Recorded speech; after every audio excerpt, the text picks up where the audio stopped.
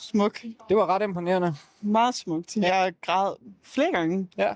Og kuldegysninger og glæde, og jeg var ked af det nogle gange også, fordi det var meget rørende. Nogle af de sørgelige ting fra i dags Kina. Meget smukke historier. Ja. Det var Jeg synes, orkestret satte ligesom prikken over i'et på det. Det gjorde det helt meget mere levende. It's very uplifting. It made me happy. So it's kind of very good. Dancing and moving makes me also move inside.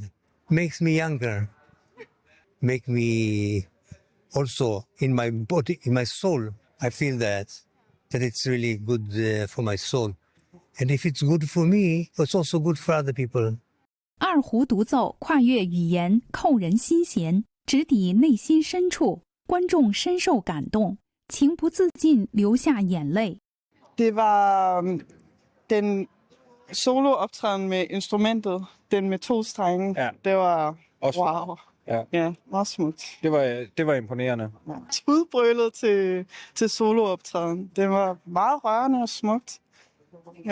Jeg ved ikke hvorfor, men det var bare, det var så dybt. Jeg følte bare hver en tone. Ja. Jeg ved slet ikke, hvordan jeg skal beskrive det. My favorite was when she was playing with the violin. Yes, that was very strong because it really moves also in my body. The movement of the music is very strong because also the music is also in your side.